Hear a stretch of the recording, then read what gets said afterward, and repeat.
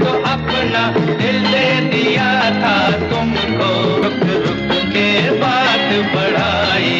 এই গান শুধু ভালোবাসার কথা বলে না, এই গান আমাদের শেখায় যখন একজন শিল্পী তার ইগো ছেড়ে দেন তখনই সৃষ্টি হয় অমর শিল্প।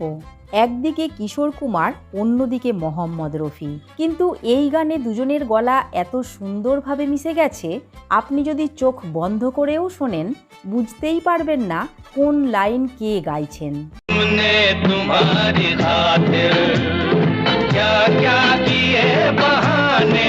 আর এটাই তো জাদু, রফি সাহেবের কণ্ঠ বসেছে ধর্মেন্দ্রর লিপে আর কিশোরদার কণ্ঠ বিনোদ খান্নার লিপে। তবে দুজনের কণ্ঠের এমন মেলবন্ধন আছে ভালো করে শুনলেও মনে হয় যেন দুজনেরই একটাই গলা। আর শুধু পুরুষ কণ্ঠই নয়, এই গানে মহিলা কণ্ঠী হিসাবে ছিলেন আশা ভোসলে ও উষা মঙ্গেশকরের মতো শিল্পীরা।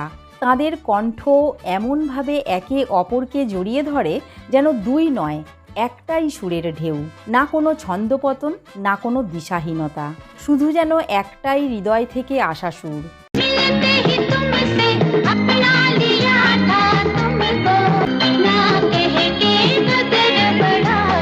আশাজির কণ্ঠ উঠেছে হেমা মালিনীর লিপে আর উষাজির কণ্ঠ পারভিন ববির লিপে।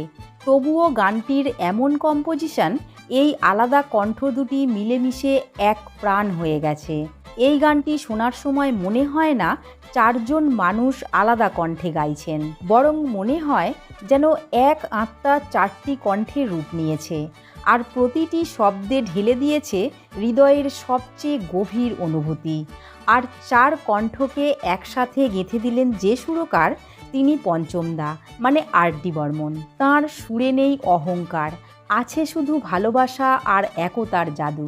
এই গানটি তাই আজও জীবন্ত, কারণ এতে আছে চারটি কণ্ঠের মিল আর একটাই আত্মার ছোঁয়া।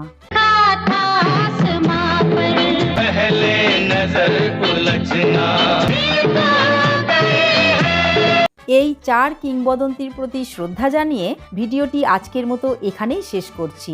এতক্ষণ আমাদের সঙ্গে থাকার জন্য আপনাদের আন্তরিক ধন্যবাদ। আপনারা সকলেই ভালো ও সুস্থ থাকুন।